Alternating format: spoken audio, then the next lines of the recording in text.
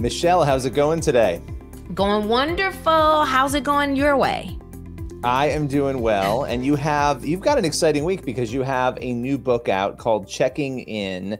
And let's start there because this book is a memoir. It goes deep into some very personal things. Why did you choose to write the book? Why did I choose to write the book? I felt like I was reading something this morning for someone and it just totally answers that question. And to help people put words to what they might be going through that they're not able to articulate.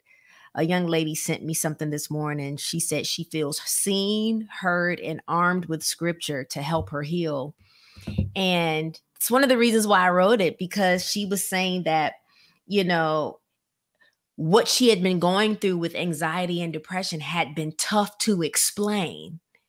So now she's reading my words and it's helping people articulate what I couldn't articulate back in the 7th grade when I started feeling like something's going on. Yeah, and it's so interesting because what I've always loved about your journey is your faith journey, right? And so many people they make this assumption, well, if you're a Christian or you're a person of faith, you're not going to have these struggles, which is totally inaccurate, right? Because we are human beings. They don't read their Bibles. Right, exactly. Yeah, there's some people in the Bible who have faced some struggles, right? Yeah. So you said now that it was around 7th grade. I want to talk about that, but before we do, Yes. What is your faith journey? Because I'm just curious. When did you come into faith? Was it something you grew up with? I grew up in church. My mother's brother was our pastor. Her mother was an evangelist. There are a few pastors in my family. One is a bishop. My brother's a licensed minister. My mother was a licensed missionary. And so I grew up in the church. But as it relates to when I took control and really was interested in a personal relationship with Jesus, it was 12-ish, becoming really interested to where it was like, okay. And then sensing it's like the Lord would deal with me in dreams. And I was like, okay, what is this about? I just became interested to know God for myself. Yeah. And that changes everything, because it's one thing to be brought up in it, right? It's one thing to have people telling you about it and to have family, who are in ministry. It's another thing to actually be like, okay, I need to have this connection with God myself, right? I have to foster that. And so around the 7th grade, actually kind of around the same time, you're experiencing, some of this anxiety, some of these struggles. How did that start to manifest itself for you? I would say with isolation, I was sleeping a lot. My grades were dropping. But at that time, I thought, well, maybe it's puberty. I thought maybe I'm having trouble going from elementary school to junior high school. I'm just thinking all these things. And so I didn't say anything because I really just thought maybe this is what it's like when you're transitioning from being a girl to a young woman.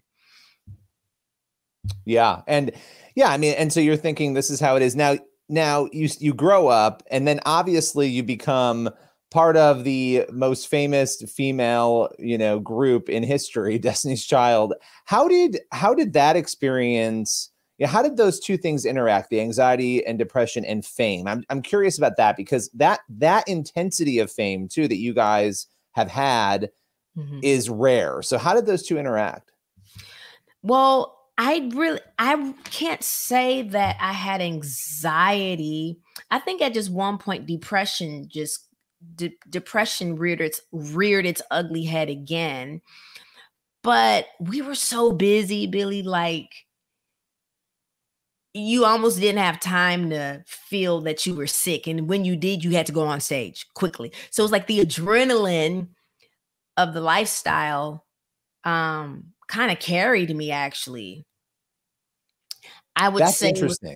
I would say it probably carried me. And if I had anxiety, I attributed it to adrenaline and excitement. Right. Just the normal sort of things that come along with being on an international stage. Because remember, by the time I was diagnosed with depression, Destiny's Child was no longer a touring group. Right. So remember, I still am not really fully knowing what's going on. Like I said, I was probably thinking it's just adrenaline, it's just excitement. We going from country to country, state to state, interview to interview. I felt like depression and anxiety couldn't chase me down because we were outrunning it. It was a busy time. Yeah, you were busy. I mean, so this might seem like a strange question and I don't want to lead it, but I'm curious, because I know that level of fame and being a Christian, that can be difficult too, because there are sometimes tension points, and I can't speak for you. But did that ever contribute to any sort of struggles, just trying to balance your faith with the intensity of that level of fame and what comes along with it? You know what? I have to say now, that's the boring part of my life. The answer is no. I had prayed about that. I had prayed about doing the initial meeting with Beyonce and Kelly. And I felt the Lord release me. I felt true peace. So I didn't have any internal battles and struggles. And what people don't know is we were such a boring group. Yes, it looks like all the sequins and fireworks on stage, but we would be on our tour bus, and Beyonce's mother, Tina Knowles Lawson, she needs stock in Stormy's book, Power of a Praying Woman, because she hands out those books like water. And so there are moments where what kept us strong in our faith, even on the road, on Sundays when we couldn't go to church, she'd call us and say, okay, let's get our Bibles out. Let's have our devotion. Let's pray. Paula White, Jamal Bryant, Bishop Noel Jones were sending us DVDs, like Easter baskets of sermons and messages. Where are you based, Billy? New York. I'm in New York. New York. Okay. Our vocal coach, Kim Wood Sandusky, is based out of Nashville. She was actually our intercessor. So contrary to what people might think, we were very rooted in our faith while touring. I know of Bishop Noel Jones because of the girls, not because I introduced them to. You would think because who my family is. No, they were introducing me. And I was like, wow, we're an R&B pop group, but we sure are churchy when it comes to our personal lives. Believe it or not. Well, I love that. Well, I want to talk more about checking in a minute here, but there was a point I just wanted people to get some context and background, because it was not Destiny's Child that made me depressed. It wasn't fame. It wasn't being in Hollywood. Now there are people in which it can trigger some things. It can amplify what's really already in you. Well, yeah. And I think that struggle that some people, and I feel like you've always struck a really good balance between your faith and what you're willing to do and not do. I think there are some people who I've interacted with who they've struggled because they've compromised things, or they've done things that maybe they wish they didn't do. And we're all humans. That's going to happen. Yeah, right. But that creates issue for them. I mean, everything that I'd done, especially in gospel music at the height of my career with Destiny's Child, that was strategic, because I didn't want to wait until after, when you're no longer hot. Oh, now you want to praise Jesus. No, no. I was doing this in the middle of Destiny's Child tours. I was singing gospel music on our sets. The girls would do a gospel medley with me. Now, there was a part where I wanted to be accepted in that community of faith, the gospel industry, to be exact. And there was some pushback there.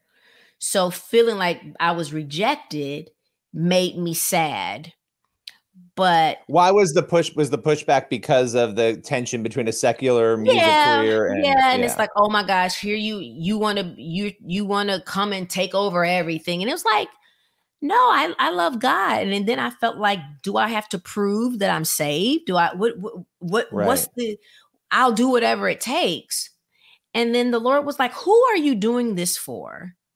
The Mm. acceptance of man, of them, versus there's a whole world I've elevated you in front of. Those folks are your concern. Minister to them.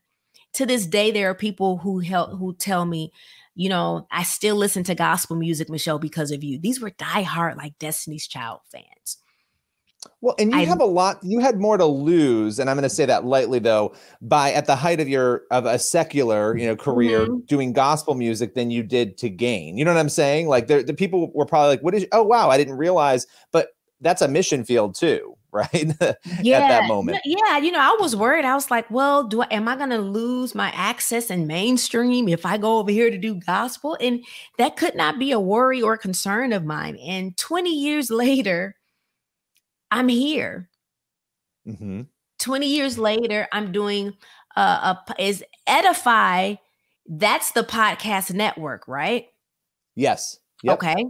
So the blessing is I'm on a podcast network called Edify. But last week I'm on Good Morning America. I'm on The Yeah. Real. I'm talking to a lot of I just did Guidepost magazine. I'm on the cover. So I'm loving the blessing of God still strategically keeping me in both markets, I guess. Which Yeah, was that's incredible. which was a prayer of mine. I was like, God, I'll be the same on Billy's show that I'm gonna be on Good Morning America.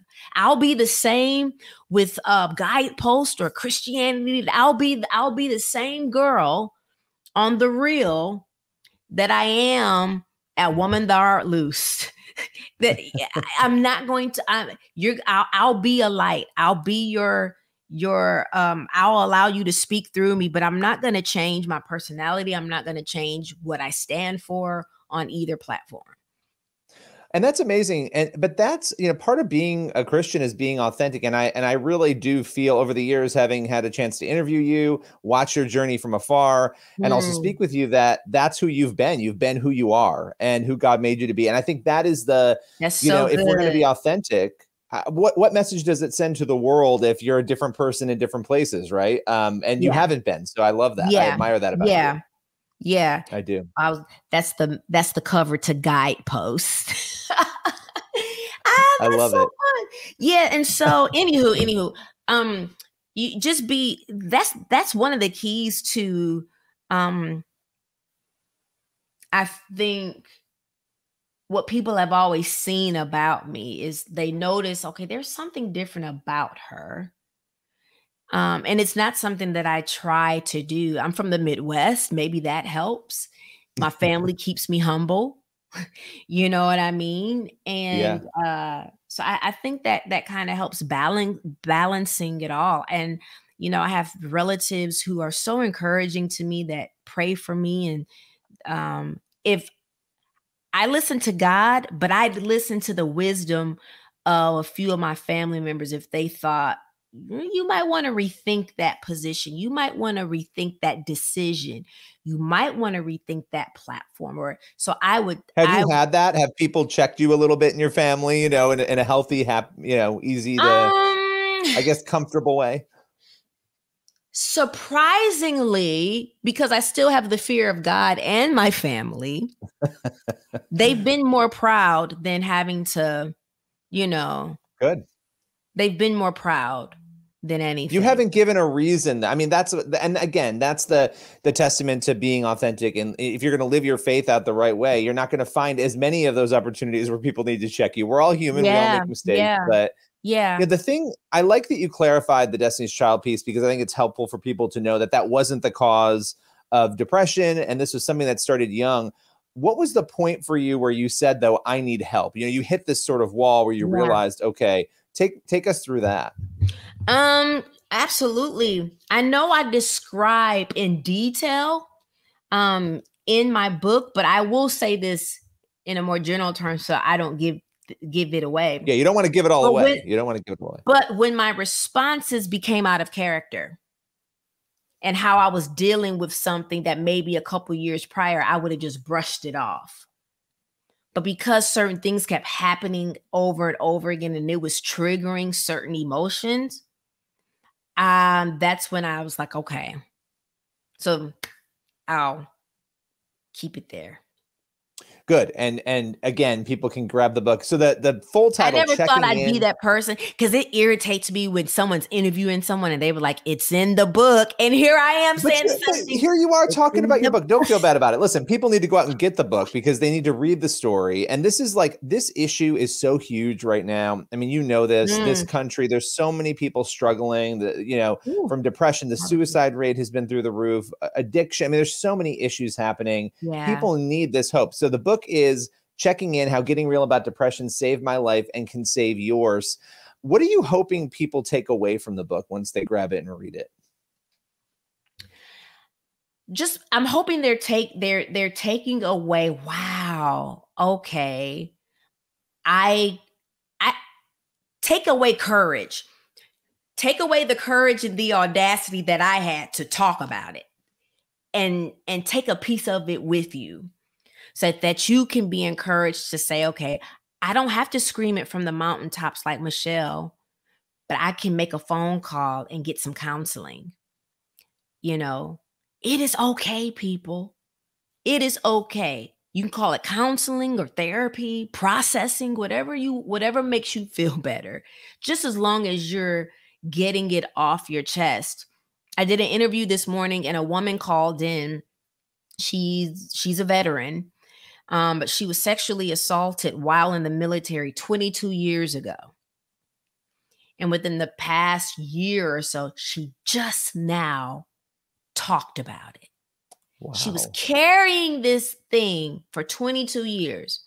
And the more and more I talk to neuroscientists and psychiatrists and psychologists and regular and other medical doctors, that can lead to other ailments.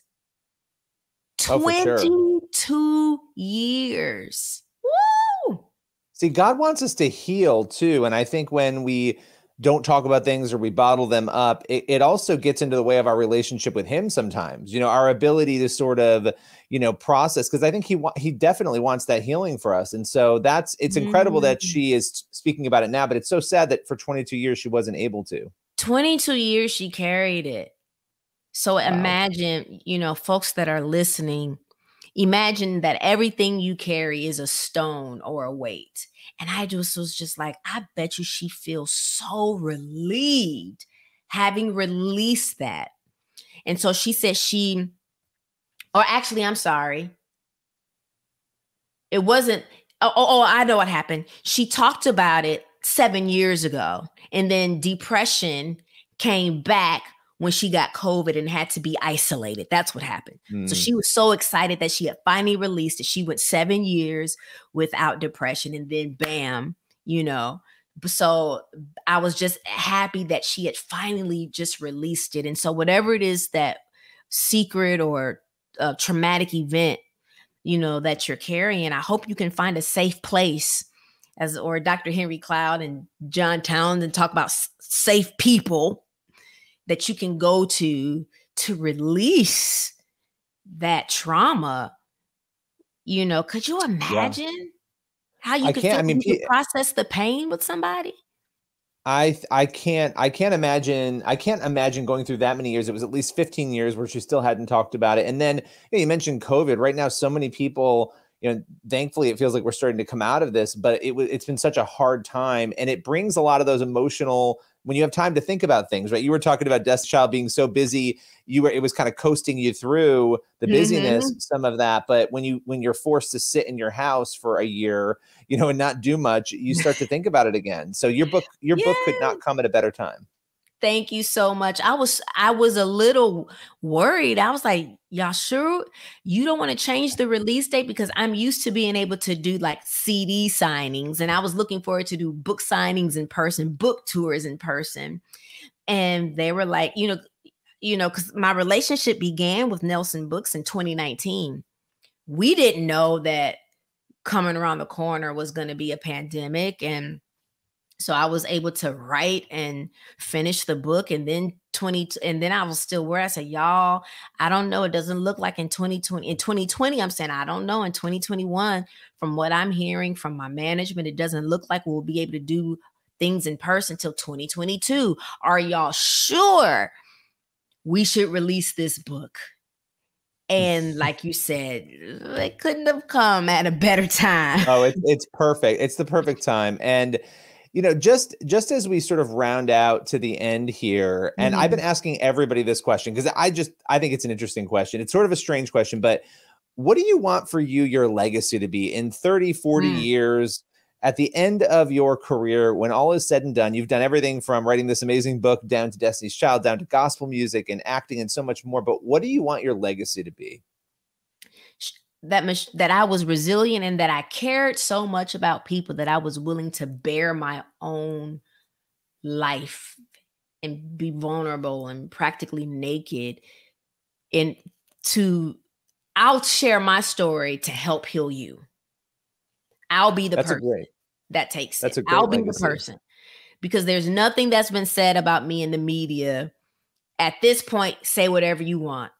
My mission, I'm not the healer, but my message can bring healing. It can help you start the process. Should you choose to say, you know what, I'm going to be brave.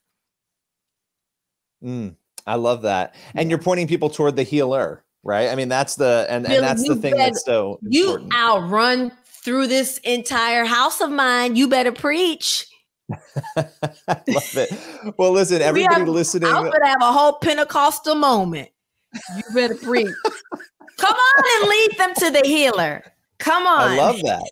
And that's what you're doing, though. I mean, that's what you're doing. That's why it's so important. And I appreciate you taking the time. I know you've been doing a lot of interviews this week to speak with us. Again, the book is Checking In, How Getting Real About Depression Saved My Life and Can Save Yours. Thanks so much, Michelle. Really appreciate it. Thank you for having me. We'll see you again.